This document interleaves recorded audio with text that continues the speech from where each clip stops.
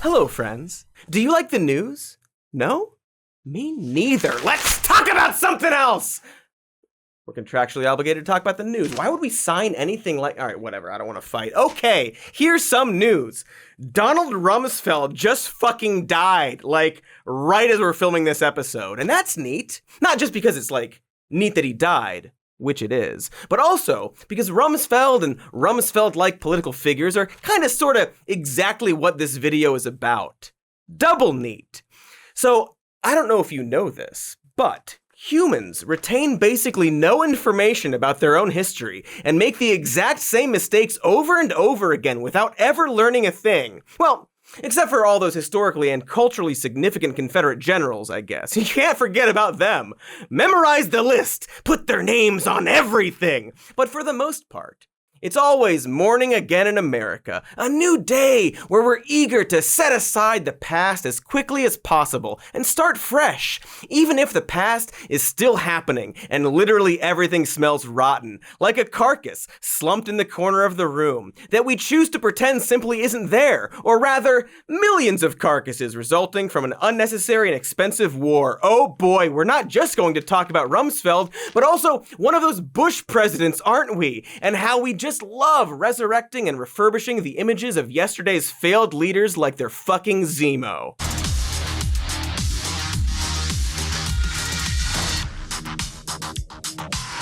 Look at dancing Zemo. It's a little out of place. It's adorable. It's a Marvel movie reference. And speaking of sociopathic aristocrats doing a fancy little two-step to distract us from all the people they blew up just a few years ago, let's talk about former President George W. Bush. He's selling a new book of long, cynical pause for emphasis, paintings of immigrants, and got invited to talk about them on both CBS Sunday Morning and The Today Show. Oh, did I mention the paintings are of immigrants? I feel like I just did, but honestly, all I can hear is the rushing sounds of hot Cody blood. Studio 43. That's it. Well, I can smell the paint, yeah. Oh, yeah. The occasion for our visit is the release of a new book of his oil paintings, Out of Many, One.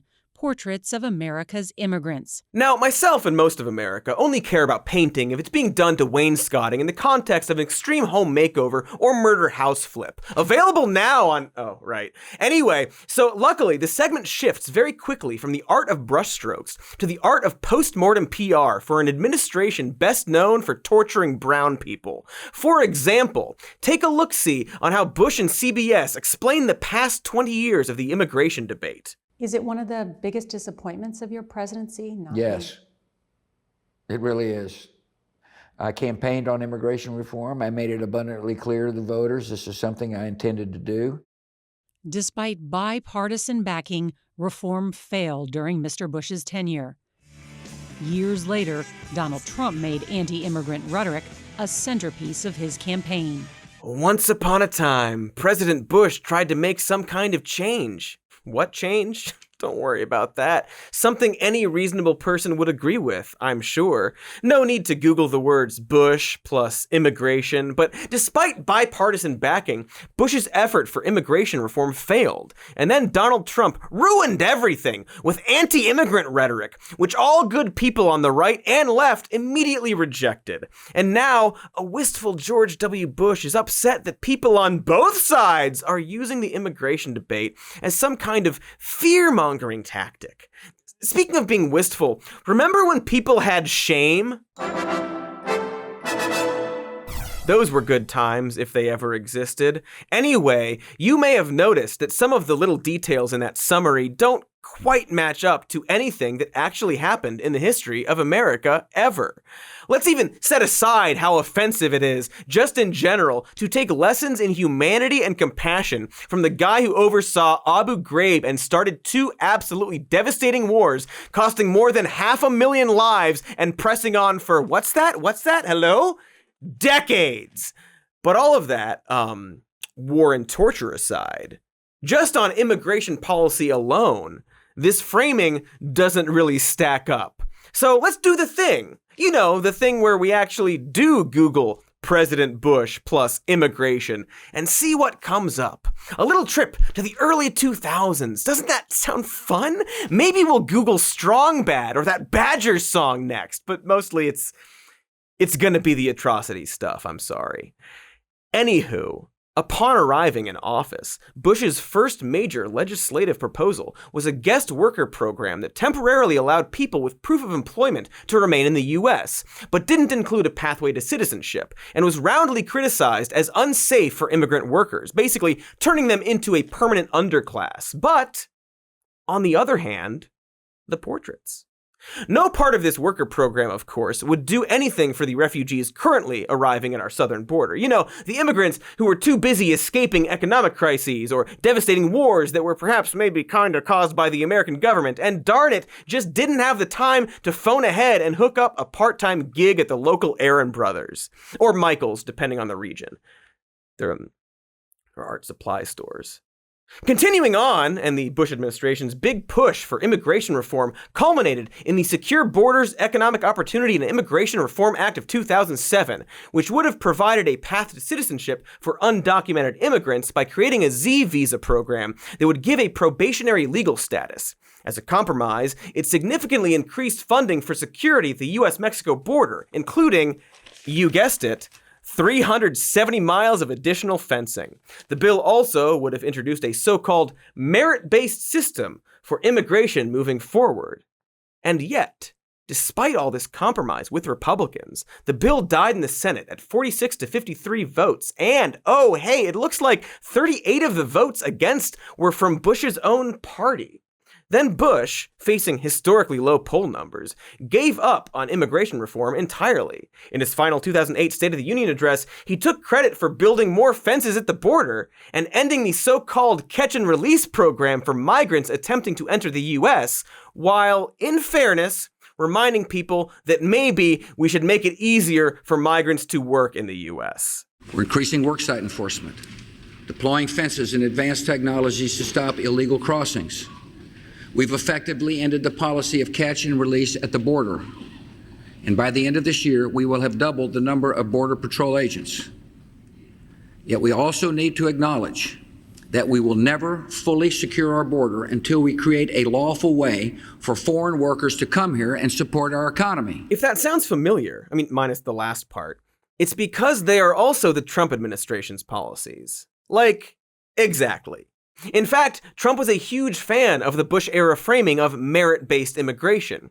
Talked about it all the time, at least when he wasn't talking about, like, not being able to flush his toilet, how fuckable his daughter is, defending birds from wind turbines, which he calls windmills, this. Rick Perry, watch him. He's a comer. This is the actual record. So it's kind of frustrating and awful and maddening and fourth thing that the guy behind that record is now going on TV pretending to be some visionary thinker or grounded voice of reason or even just a charmingly eccentric goofball who can laugh at himself. Now I have to say, I was very proud of you for dodging those shoes when it happened because it's like,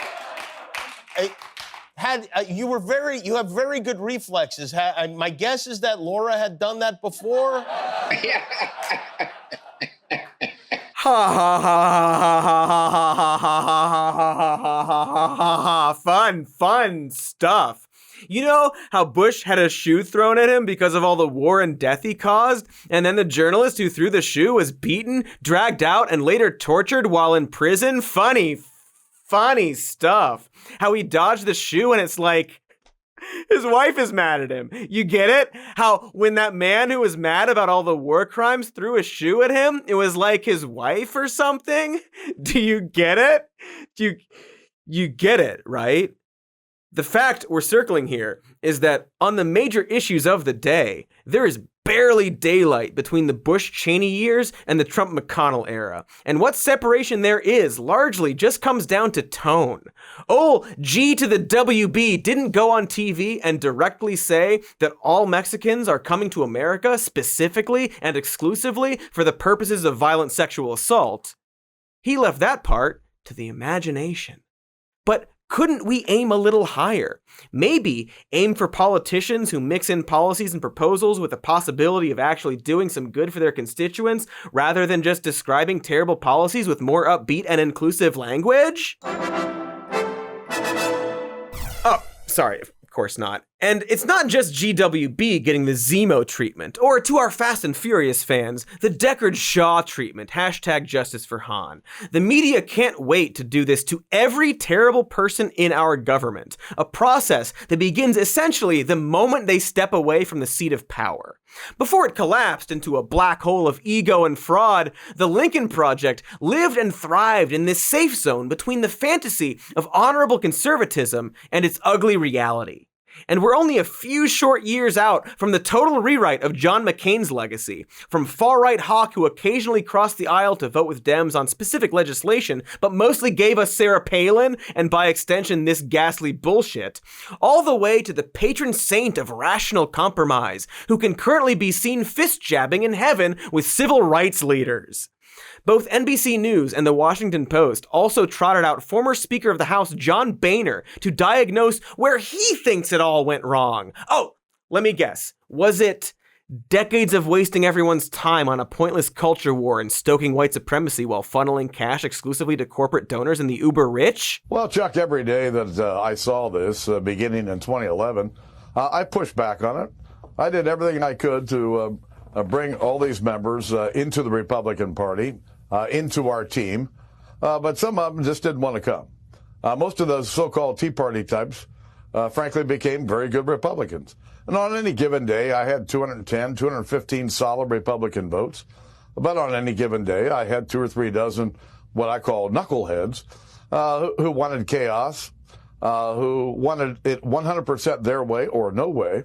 But every single day, the 5 years I was Speaker, I tried to work to bring them into the party. Some just wouldn't come. Ah! Of course, darn it! The answer was, knuckleheads. Those damn knuckleheads! Always knuckling heads and head-like things getting knuckled. Only there's just a slight, small, teensy, dust-sized little problem with this version of events. The problem being that they're totally made up. Like a lie? These knucklehead conservatives who now control the Republican Party voted twice for Donald Trump and continue to deny the results of the 2020 election. They're not just a bunch of jokers running around trying to burn down Gotham. There's an obvious agenda, one with which John Boehner largely agrees, and used his entire political career to push forward. If anything, he's just mad that the new generation is so bad and obvious about it. Like, the only difference between Donald Trump and someone like John McCain was that McCain got to solemnly shake his head when his own party got all racist against Obama, as if it wasn't, his party doing that, and he simply had no control over it, I mean, how could he be expected to represent the racist comments of his own vice presidential pick and clear prototype for what Trump would later become? Do you remember her? That lady who accused Obama of palling around with terrorists and whose base was so toxic and racist that it culminated with this moment. I got to ask you a question. I do not I can't trust Obama. I have read about him, and he's an Arab. He is not. No, ma'am. He's a decent family man, citizen that I just happen to have disagreements with on fundamental issues, and that's what this campaign is all about. He's not. Thank you. Ah, yes. See, Obama isn't an Arab because he's a decent family man. Good recovery. So you can call them Tea Party types or Proud Boys or knuckleheads or whatever other charmingly folksy euphemism you please, but what you're describing are the white supremacists that make up a decent cross-section of the Republican Party's base. They're never actually going away and then coming back. Where would they even go? There's no Rumspringa for racists, although I bet if you wrote a spec script about that, the Daily Wire might step in to produce. Hey, Boehner, got any more stupid horse piss lies to piss out of your piss mouth that leaks piss? Listen, America is a land of immigration. We've been the world's giant melting pot for 250 years. And we ought to celebrate the fact that we are this giant melting pot. And to see some members of Congress go off and start this America First caucus it's the silliest thing I've ever seen. And Republicans need to denounce it. My second biggest regret during my time as Speaker is not being able to come to an agreement with President Obama on an immigration reform bill. Biggest regret, you say? That's weird, because back in 2013, the Senate had actually passed immigration reform. Specifically, a bill that would have streamlined the legal immigration system and provided a path to citizenship for 11.5 million people already living in the US, including Dreamers. And again, this was back in 2013, when Trump was too busy with The Apprentice to even consider insulting Gold Star families instead of Meatloaf. But the Republican-controlled House killed these reforms in 2014, caving to the same hard-right knuckleheads who totally don't represent what American republicanism is really about.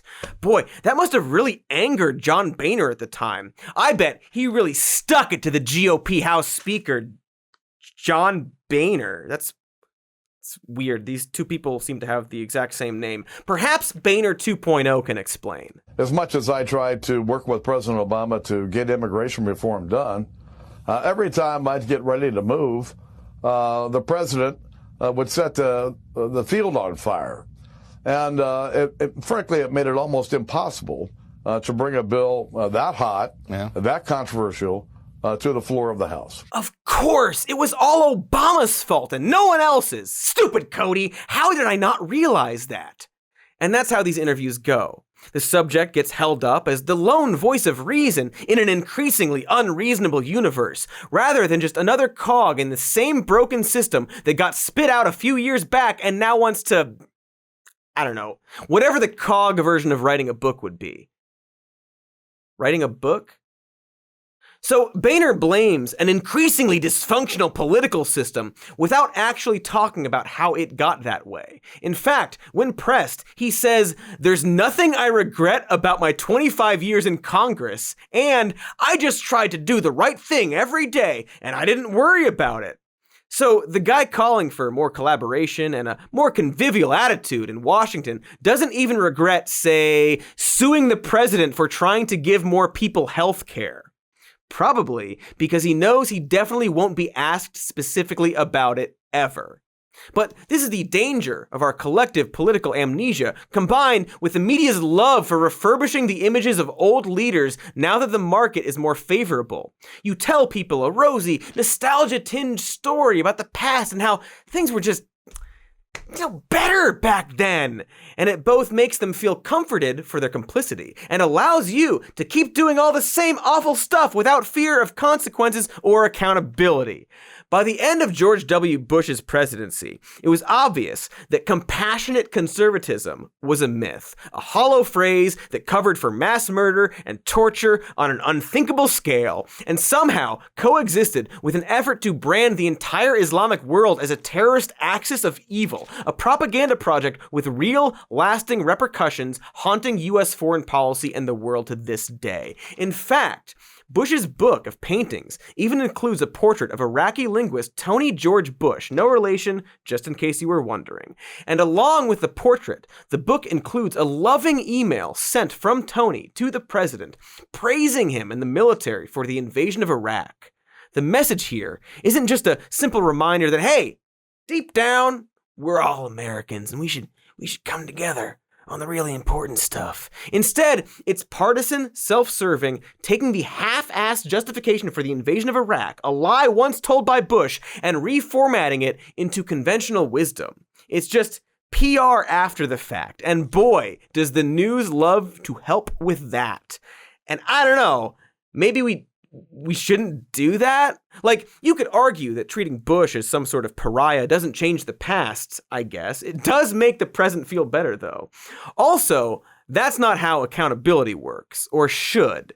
It's not how memory works. Traditionally speaking, we don't give people passes for crimes and atrocities, not just because we're seeking out justice, but also to make sure future bastards feel like there are consequences for their actions and perhaps don't also do bad things. Of course, traditionally speaking, we also hired a bunch of Nazis after World War II, so maybe this is just always how it is and will always be. So I guess what I mean is, let's actively try to avoid what, traditionally speaking, we do with monsters. It's kind of like how we want to recognize the wrongdoings of idolized historical figures and maybe, geez, not have statues of them just lying around. You know, perhaps we should teach the good and the bad of history in our schools and junk like that. But what do I know? The point is, Donald Rumsfeld died the day we filmed this. A beautiful coincidence. And we, can't wait for the gushing profiles about the guy who totally didn't know he was lying us into a war. Gonna be a real Baja Blast when a bunch of weird dupes start scolding the world for celebrating the peaceful old age death of a wealthy war criminal surrounded by his loving family. Because that family will definitely pull up Twitter and read all the mean things people said. How dare us? And so, even though it's less polite, as in Rumsfeld is dead, huzzah, huzzoo, huzzay, praise be, let's maintain our perspective on these past leaders. Be them a Bush, or that rapist one, or that guy who really loved to kill people with flying robots. And let's not forget history's greatest monster. You know the one. Just because they're getting old and more folksy and reminding us of our grandparents doesn't absolve them. Look! That war criminal gave the nice lady candy at the funeral for the guy whose supporters called her husband a terrorist. How sweet. And if you really don't see the big deal here, allow me to give you an added emphasis. Well, first of all, I never hated Donald Trump. I felt sorry for him as a person. I also felt sorry for the people who believed in his lies, There it is. That thing we've been circling this whole time, which is that all this bullshit we're seeing with people like George Bush, it's already starting with Donald Trump. Now, Noah here isn't saying that he loves Donald Trump and wants to kiss his boo-boos, but it is foreshadowing of people wanting to kiss his boo-boos because whatever current president is also bad. It's inevitable that when he gets really old and sick and starts to fade and eventually dies in like 6 months, there will be this weird expectation from people in the center and liberal circles to be nice about it. Or maybe he'll write a book or fucking paint, go bowling with Jimmy Kimmel or whatever, go on The Late Show where Stephen Colbert says fucking this. So there is analysis of intelligence that you believe that there are weapons of mass destruction in Iraq, and I believe that sincerely. I don't think anybody made up the belief that there were weapons of mass destruction. That is cynicism beyond I would ever want to think of my government. Stephen, you sweet, sweet summer child, what did they do to you? Did they kidnap your sweet summer children? Do you need help? Do you need help knowing about the Project for the New American Century, whose members included Rumsfeld and Dick Cheney, a group that urged Bill Clinton to pursue the removal of Saddam Hussein's regime from power, a group whose pre-2000 report posited that in order to do so, they would need, quote, some catastrophic and catalyzing event like a new Pearl Harbor, a group whose members became the vice president and the secretary of Defense, a Secretary of Defense who, according to a book by Bob Woodward, the day after 9/11, said that Iraq should be a principal target of the first round of terrorism. Do you need any more help, Stephen Colbert? The point is, there will be people talking about how sweet and old he got, or how, in Trump's mind, he was doing the right thing all along. But, maybe fuck that. Maybe I don't give a sweltering shit that Donald Trump can't flush for some reason, whether or not Donald Trump or Bush or all these other honkies thought they were doing the right thing, but rather what they actually did. Here's the fucking Associated Press after Rumsfeld's death. Donald Rumsfeld, a cunning leader undermined by Iraq war. Undermined by the thing he did. The thing he lied about so he could do it. War criminal, undermined by war crimes, unfucking real. The point is, to get back to pop culture if I fucking have to, less Zemo dancing, more Zemo getting put in the raft. But also, Tony Stark built a robot that blew up a city, so maybe also let's not honor him either. Seems less important since he's fictional, but I don't know. A lot of blood on that guy's hands. I definitely lost the thread here. Much like Rumsfeld lost his life. Huzzah!